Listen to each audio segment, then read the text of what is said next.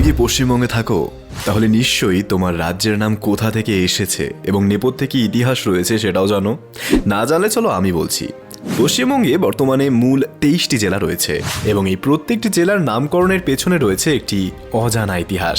Alipurduar British সেনাপতি colonel হিদায়ত আলীর নামানুসারে আলিগড়, তারপর আলিপুর এবং তৎকালীন ভুটান রাজ্যের ভারতে প্রবেশের দ্বার থেকে দুয়ার, যা বর্তমানে আলিপুরদুয়ার। জলপাইগুড়ি মূলত যে লেপে গড়ি থেকে এসেছে, যার অর্থ রেশম বাজার। ভুটানের সাথে ভারতের বস্ত্র বাজার এই স্থানেই হতো। তবে 800 খ্রিস্টাব্দের দিকে রাজা জলপেশের নামে জলপেশগড় থেকে জলপাইগুড়ি ও 700 বছর আগে জলপাই গাছের আধিক্য এই অঞ্চলে বেশি থাকায় সেখান থেকে হয়েছে জলপাইগুড়ি।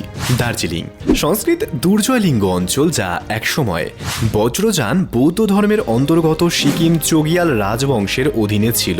1817 সাল থেকে ইংরেজ এই এলাকা লিজ হিসেবে নিলে এর নামকরণ ডকুমেন্টেড হয় দার্জিলিং হিসেবে। অন্যমতে তিব্বতী ভাষায় দোর্জে, যার অর্থ ইন্দ্রের বজ্র, ও লিং হল স্থান, অর্থাৎ বজ্রপাতের দেশ।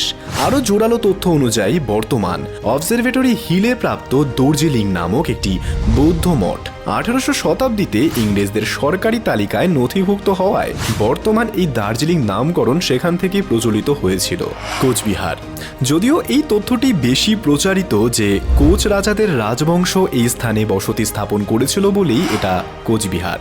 তবে কিছু প্রত্নতাত্ত্বিক তথ্য মতে সংস্কৃত শব্দ সংকোচ নদী, যা বর্তমানে সংকোচ নামে পরিচিত, সেখান থেকেই একটি বিস্তীর্ণ এলাকা নামাঙ্কিত হয়েছিল কোচবিহার নামে।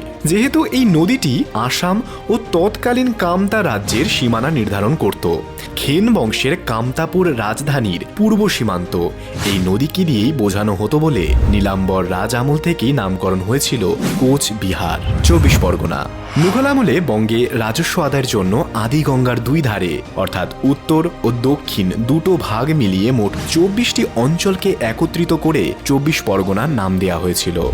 এই পরগনার নামগুলো ছিল এই রকম: আকবরপুর, আমিরপুর, আজিমাবাদ, বালিয়া, বারুইপুর, কলিকাতা, দক্ষিণ সাগর, হাতিয়াগড়, খাসপুর, ময়দানমল্ল, মাগুরা, মানপুর, মুরগাছা, পেঁচাকুলি, বাড়িদহটি, বসুন্ধরী, ঘড়ি, ইখতিয়ারপুর, মৈদা, পৈলান, রাজপুর, শাহপুর, শাহনগর, সিংঘিয়া এবং হালিশহর বা কস্তুরবা। 1986 সালের 1 মার্চে এই অবিভক্ত জেলাটিকে দুটো ভাগে উত্তর ও দক্ষিণ 24 পরগনা নামে বিভক্ত করা হয়। বাকি জেলার নামকরণের ইতিহাস জানতে অবশ্যই কমেন্টে তোমার জেলার নামটাও জানিও। পরবর্তী ভিডিও পেতে আমাকে ফলো করে রেখো।